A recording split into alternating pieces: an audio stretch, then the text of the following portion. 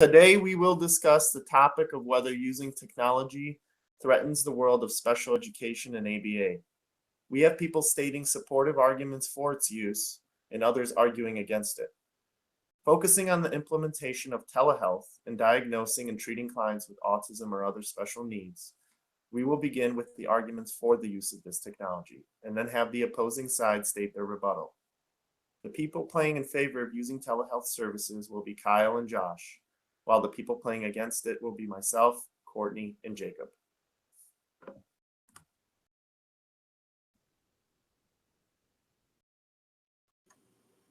Hi, my name is Josh, and I'm going to be beginning the part on technology benefiting ABA for our group.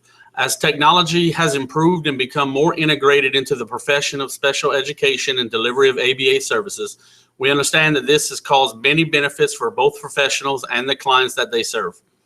Among these technologies and delivery methods, including telehealth, which is the delivery method of services by a clinician delivered via the internet to a client.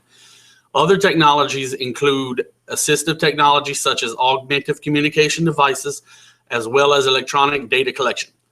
We explore these technologies as well as video modeling for treatment, online training such as university for both education and behavioral analysts. Let's begin discussing the positive impact of telehealth for both clinicians and clients. In the world we live in today, technology is at everyone's fingertips. From readily available communication devices such as cellular phones and video chatting to easily usable portable health devices such as portable defibrillators, technology surrounds us every day. Due to this extreme availability, every medical field should attempt to utilize this readily available technology services to all populations that need health interventions. This is even more so true in behavioral health services that are offered. It has been a long-standing custom that behavioral health must be met on an in-person, face-to-face basis. This was mainly due to the need that in order to provide true effective service, the behavioral expert was needed to observe the client directly. Because of the advances in technology, this is no longer a necessity. These advantages in communication technology have allowed behavioral experts to reach a much larger percentage of the population at a decreased monetary commitment. The results of an analysis done on 85 studies, which included a total of 85,000 participants, showed that when telehealth was used to promote positive behavior change, that using telehealth to deliver behavior change interventions was more effective than traditional methods at a 95% confidence interval. This meta-analysis showed that the higher the effectiveness of the behavior change intervention. This review provides a framework for the development of a science of internet-based interventions, and the findings provide a rationale for investing in multiple behavior change techniques and modes of delivery. In addition to increased success, studies have been conducted to determine if there is an effectiveness through parent-led telehealth sessions. One such study attempted to determine if telehealth could be successful by implementing 60-minute sessions implemented by parents who are coached by a behavioral health expert. The results of the session showed all children showed a greater than 65% decrease in problem behavior, with 83% of the children showing a 90% decrease in problem behavior. In addition to these dramatic decreases in problem behavior, the cost to the parent was also assessed and showed that telehealth interventions over a 9-week period had an average weekly cost of $58 per participant. This is a large savings to cost when considering that the cost is $335 weekly.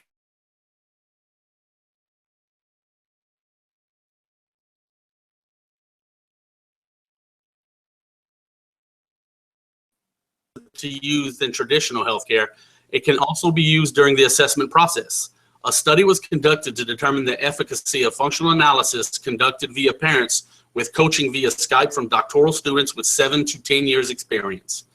These results showed across participants, the results interventions from the remote FA reduced problem behavior by 65.1%, increased independent task completion and manning by 87.5% respectively. If we take all these benefits and the proven effectiveness, we must begin to consider telehealth as a viable treatment method. We, as providers, have an ethical obligation, as stated in Ethics Code 2.09, both A, B, and C to provide the most effective services possible. Although this may require additional training and information gathering on current providers' part to truly understand these emerging technologies, it must be acknowledged that we also have an obligation to continue and expand our education and resources as stated in Ethics Code 1.03.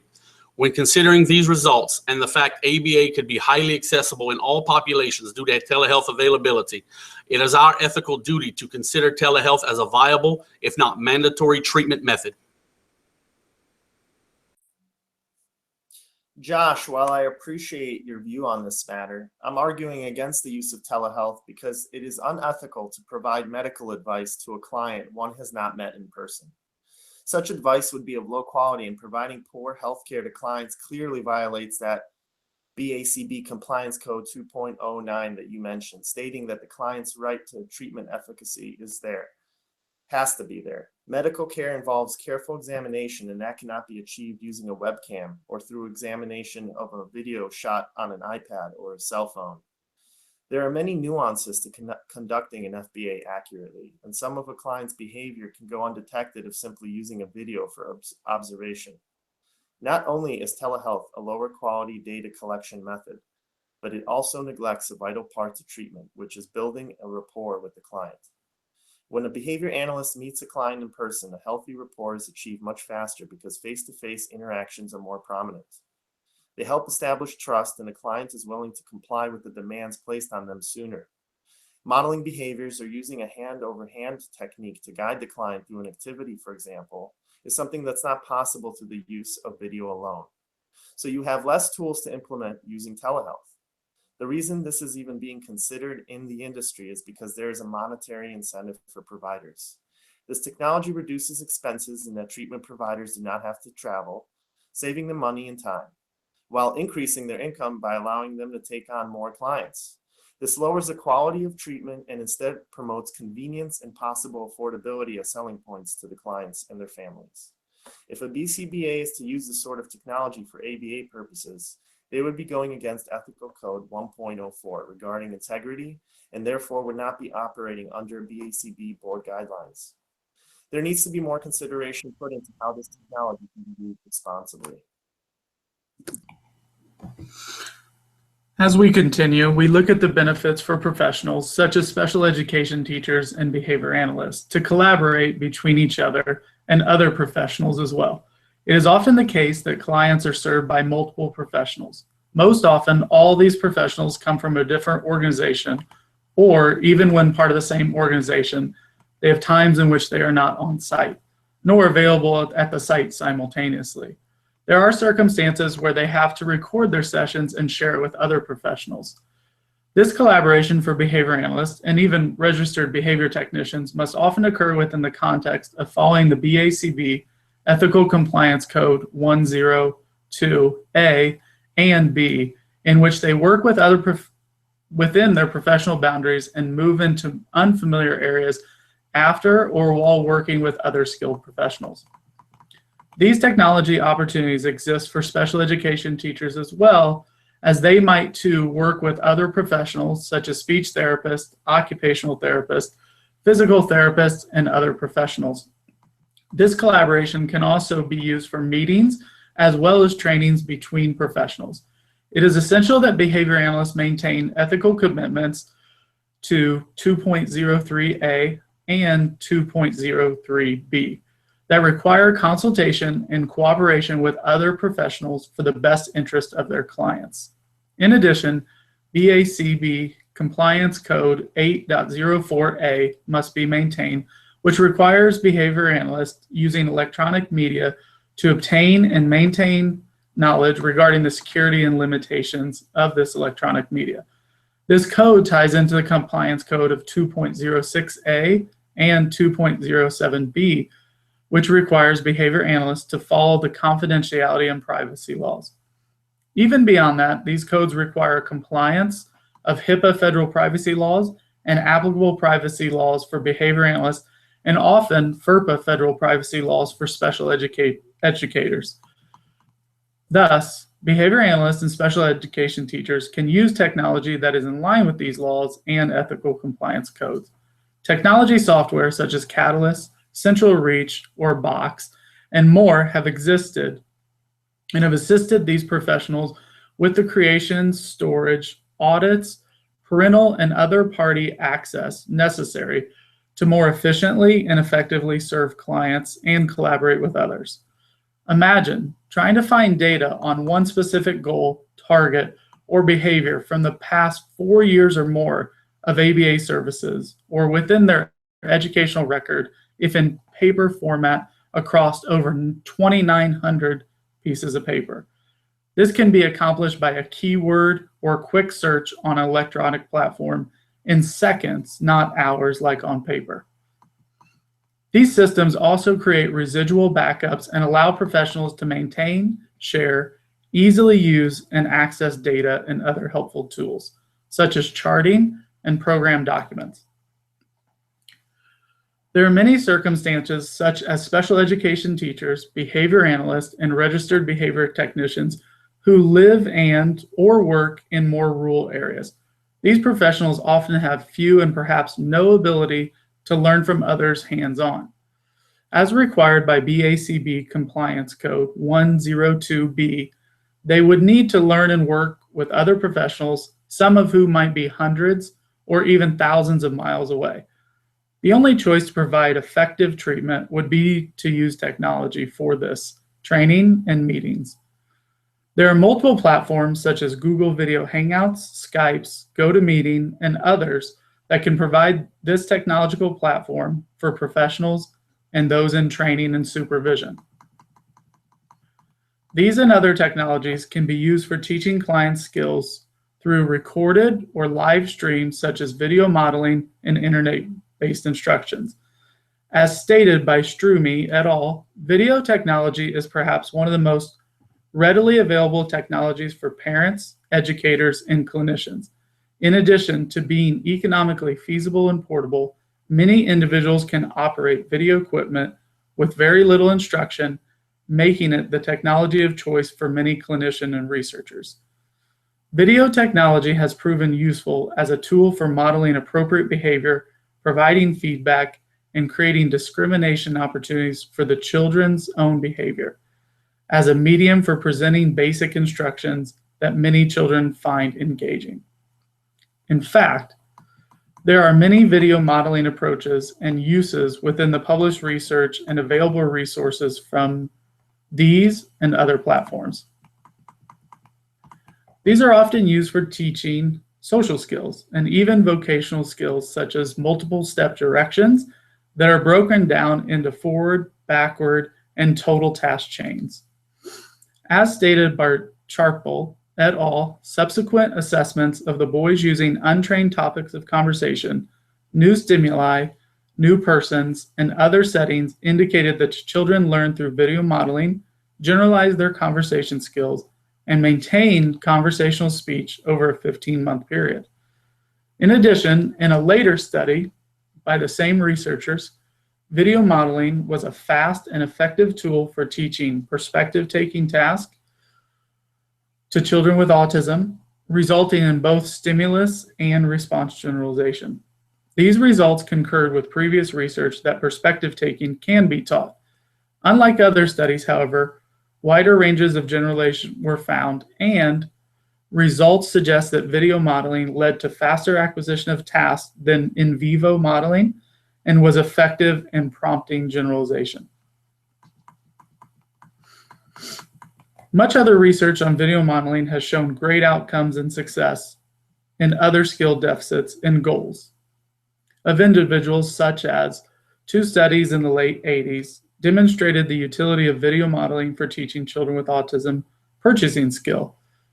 Herring et al., 1987, and conversational skills, Charpel et al., 1989, suggesting that video technology held much promise in teaching children with pervasive developmental disorders. Several studies have since supported this claim by illustrating that video modeling can be effectively used to teach conversational speech. Shearer et al., 2001, increased task fluency, Laster et al., 1995, increased play-related statements, Taylor et al., 1999, Improve social communication, Thyman et al., 2001.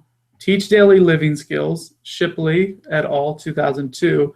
And improve perception of emotions, Corbett, 2003.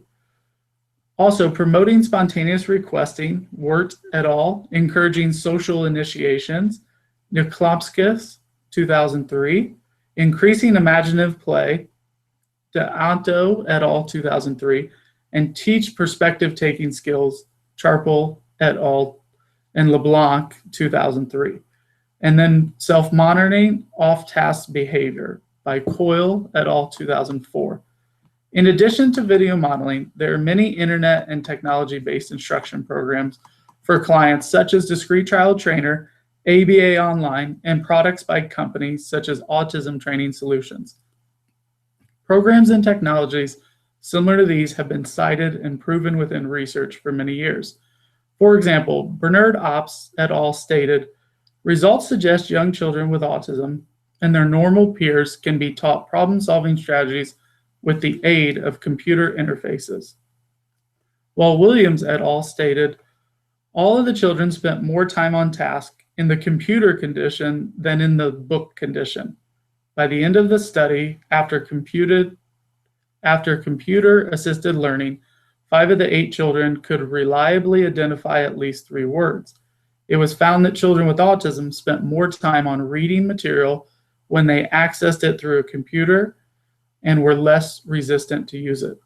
Furthermore, as stated by Goldsmith and LeBlanc, technology-based interventions are often useful for and appealing to children with autism. A growing literature supports the general effectiveness of these tools, although additional comparative research is needed. Interested researchers and clinicians have a wonderful opportunity for exciting collaboration with other technical disciplines to make technology-based interventions truly useful and accessible for children with autism. As we see the real-life use of technology, we must remember that even before these special education teachers and behavior analysts have to become credentialed or licensed, they must complete university courses, which for some can only be accessed via online. Imagine living in Alaska where the nearest university is an 8-hour drive, or perhaps a 6-hour plane flight. As the needs for individuals in these areas of need grow, so will the professionals needed to serve them. These professionals will need to work in rural and remote areas as well as large cities. As special education professionals, behavior analysts, and registered behavior technicians become credentialed or licensed, they must maintain these. This fact is highlighted by BACB Compliance Code 103, which requires behavior analysts and registered behavior technicians to maintain CEUs. In order for many to complete these requirements, they must use technology to access videos, webinars, and even university courses to earn these continuing education units. For some, the only way to do this is the use of technology, including these types of internet-based instructions. Many universities offer these online courses, and some, as well as companies such as Autism Training Solutions, Relias Learning, and even the BACB itself offers CEUs. In addition to distance and location, there are also professionals under circumstances such as medical disability or that are taking care of others, such as those on maternity leave or FMLA. This often unforeseen or personally restrictive situations may limit their mobility or health in such a way that accessing university education or online CEUs may only be possible from their home. This is all worth keeping in mind, but other than telehealth, technology is hindering ABA and special education because so many professionals rely on technology to aid in the teaching process that is technology promises to deliver. While this can be seen in a positive light for some, but for others, the funding is not there for each student in the school or to be able to have a device such as an iPad. And when this is the case, many students will feel left out. Yes, giving equal access to technology could in fact be beneficial, but who is to say that every student is getting the same amount of time? A lot of clients that are getting ABA therapy use some type of communication device if they do not use speech to communicate. Using iPads with different applications have been a popular tool to give a client a voice of their own, but there can be some drawbacks on this. One issue with using only this form of technology in ABA is that the client always has to be carrying around the device. If they leave without it or they have no other form of communication, not all clients meet the skill required to use all of the functions of the device. Also, if the device breaks, then the client is left without a form of communication. Another issue of using a communication device such as an iPad is that it can become a distraction to the client in an ABA setting by watching videos and playing games. This can quickly cause issues when the client is to be back at work and use their iPad only for a form of communication and not for leisure. In a study done by Beck, it showed that using PECS was easier to use than the SGD device, to the fact that the clients had to use other skills to operate the SGD device. In the study conducted by Bosch in 2013, they had 3 children under the age of 10 who were diagnosed with ASD use both PECS and a speech generating device. The results of the study showed that 2 out of the 3 participants actually performed better with PECS than they did with the SGD. In the study, the participants had issues with picking up the SGD device and carrying it around. The main advantage to using PECS instead of a device is that it is low cost, ease of maintenance, and easily portable. Another drawback for using technology is that a lot of companies such as Apple are always coming out with the next best thing, which can put a burden on one's paycheck. Due to all the new updates and everything, some communication applications such as Proloquo To Go can only be used in Apple products that support iOS 8.2. This being said, if you happen to have an older Apple product or do not own an Apple product at all, then you cannot use this form of augmented alternative communication. The price of using an AAC can become crazy expensive. An iPad price can range anywhere from $300 to $830, and this does not even include the communication application, which can cost anywhere from $200 to $250. There will always be drawbacks when it comes to technology because technology is not reliable. Something could break, the computer could get a virus, or worse, the computer could be hacked. Majority of the data that is kept on computers is private, and if it gets into the wrong hands, it can break many ethical codes, such as 2.06, maintaining confidentiality, 2.07, maintaining records, 2.08, disclosures. Technology in the classroom has been an up-and-coming advancement as well, but there can be many drawbacks to this. One issue that arises when it comes to technology for the classroom is that not all students receive the same amount of time with the technology.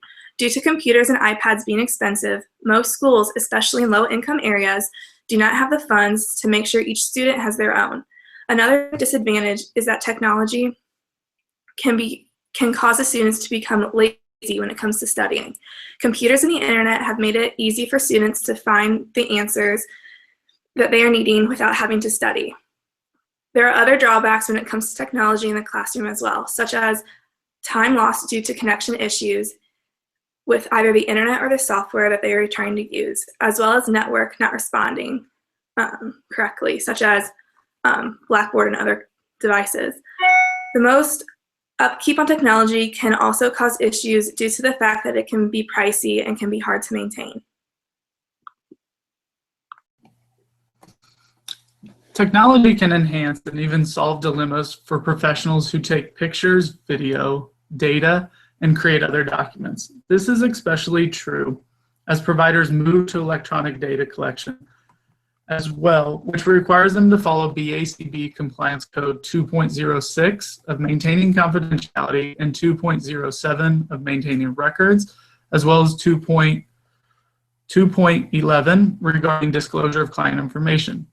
Various technologies allow behavior analysts and RBTs the ability to maintain confidentiality and maintain records. There are HIPAA and FERPA compliant systems such as Box, Catalyst, Central Reach, Code Metro, and more that assist professionals. These technologies allow them to be collaborative while holding up these ethical standards. They also allow easier legal and record compliance for many tasks, including parent record requests and audits. They also create residual backups to files, so unlike paper, can be recovered easily and forever. There are many of circumstances, including inheriting a client from another clinician who abandons the client or suddenly leaves or suffers a medical or legal restriction that no longer allows them to practice. The electronic data and client information will easily follow the new clinician and their ability to access and review the client's data and other program information. Another circumstance would allow the same or a new professional to easily review this electronic information if the client was to return to services after an extended absence. One cannot even comply and report concerns and ethical violations without the use of technology. The BACB, for instance, itself requires you to download their form, upload all the items into an Adobe PDF format, to submit them via email or online in order to follow BACB Compliance Code 10.02 regarding timely responding, reporting, and updating of information provided to them. In addition, they maintain the ethical codes on their website, which must be accessed via technology. One cannot even become a behavior analyst today without the use of technology. For example, the board certification test itself is electronic, and you must register via internet and the provider's online website or portals. This technology does not threaten the future of behavior analysis nor special education. It only improves and enhances it. This fact is supported by both research and is supported by many BACB ethical compliance codes referenced throughout this presentation. This is a factor in why new technology continues to increase and become part of the fields of both special education and behavior analysis. For example, Newman states, clinical psychology journals are recognizing the importance of technology in service delivery and devoting special issues to the topic. Furthermore, Goldsmith et al. States, technology-based interventions are often useful for and appealing to children with autism. A growing literature supports the general effectiveness of these tools, although additional comparative research is needed. Interested researchers and clinicians have a wonderful opportunity for exciting collaborations with other technical disciplines to make technology-based interventions truly useful and accessible for children with autism. Overall, we live in a world of technology, and without it, the field of behavior analysis would easily be behind its current state. Imagine a world without the internet to research interventions or collaborate with others. Also, imagine a world with much fewer behavior analysts, special education teachers, or even RBTs. They wouldn't have come or stayed in the field if online courses, CEU seminars, and trainings didn't exist. If this was the case, how many individuals that have been assisted by behavior analysts and the science of behavior analysis would not be where they are today? We must embrace technology while balancing professionalism, legal, and ethical considerations. Kyle and Josh made some solid arguments in the use of technology. And as someone who has an undergraduate degree in telecommunications, I do feel as though technology is really important. In many ways, it has helped in the field of ABA. There really is no denying that. However, there are some underlying issues that technology brings that the old ways of doing things did not. First, I would like to remind everyone the definition of validity and reliability and why they are so important. Validity is the quality of being logically and functionally sound, and reliability refers to the degree in which a measurement or calculation can be dependent to be accurate. Danielle Babel discusses the importance of these two things in a study done in the assessment to test the validity and reliability of discrete child training. Throughout the article, she refers to these two terms multiple times and discusses the importance of them. These are not only important to think about in a single study, but important to think about in the use of technology every day. As you all know, data collection is huge in the field of ABA. We all do it every day, and we all rely on data to write treatment plans, create individualized behavior plans, and much more. When the data is not correct, it can have a huge impact on that client. One of the problems I have with technology in ABA is the use of data collection tools for behavior tracking and programming tracking. I cannot put all the blame on technology, but combine that with user error and we have a huge problem. If someone does not know how to use the device, if they do not know how to run a program, they may enter the wrong data, or they may just not enter data at all. As a clinical coordinator, I have been asked many questions that concern me about collecting data this way. One case that sticks out to me was an employee that worked for us for 4 months, and she asked me how to enter behavior data. That to me meant for 4 months, she did not enter behavior data because she couldn't figure out how to use the technology, and she was too embarrassed to ask. This directly correlates with the Compliance Code 2.09, the Treatment Intervention Efficacy. Each client has the right to effective treatment, and if the data is not implemented if the data is not being implemented, they may not be getting the treatment they need to succeed. Whereas paper data would have shown the data I needed to see from her for those past 4 months. Do I think the paper data is the most effective way of taking data? No. But it does eliminate the risk of using user error on technology. Technology also relies on the internet in order to work.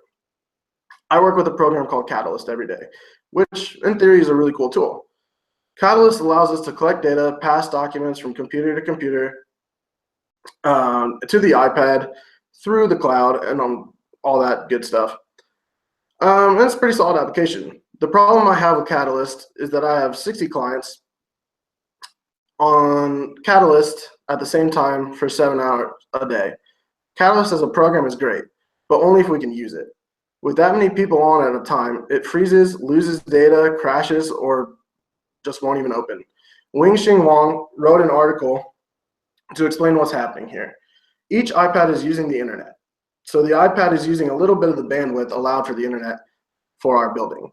With 60 iPads on all at the same time using a little bit of bandwidth, we are maximizing the amount of usage allowed and surpassing the amount that we have. The application can crash and possibly lose all information collected by the iPad. This violates Compliance Code 2.11 records all data. We bear responsibilities to keep accurate data, which we cannot do with this program. This is a huge problem that only comes from using technology to collect data. Not all issues have to do with data collection though. It is my main concern, but there's another issue that I would like to cover. Kyle talked about online CEUs, and I think CEUs are really important. However, online CEUs are not the best. Nemanjic looked at the effects of online learning versus learning in the classroom. There is a knowledge transfer that occurs in the classroom which may not happen using online due to off-task multitasking. When learning in the classroom, a student is more engaged. They listen and apply what they are learning better. There is more structure in the classroom that is needed to attend to the class throughout the week, and that encourages natural learning. Though these points are limited and are not scientifically proven, they bring up an interesting point that I think is something we need to keep in mind. Off-task multitasking occurs with a lot of students online. It is much easier when taking an online course to put off the work and to not pay attention to the lesson when you can also turn on a TV or do something else. CEUs are important and they can be really informative, but only if the person watching the CEU is actually paying attention. And when they're learning online, there's a chance that the individual may not pay attention, and the credit they are learning or receiving for that CEU, they should not earn credit for that CEU because they didn't learn. Technology enables us to do this, whereas the classroom environment, learning in an environment with no distraction, limits all of that.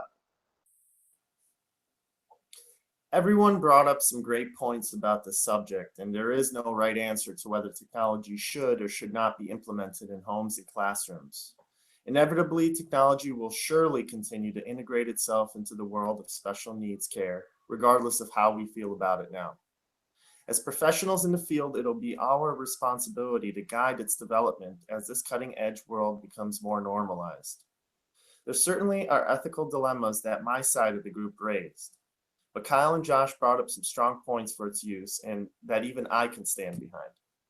As long as people's care is prioritized before company profits, I think that we can all agree that technology will most likely be a great help to our community. And unless anybody else has any more closing points to add, that is our presentation. Thank you.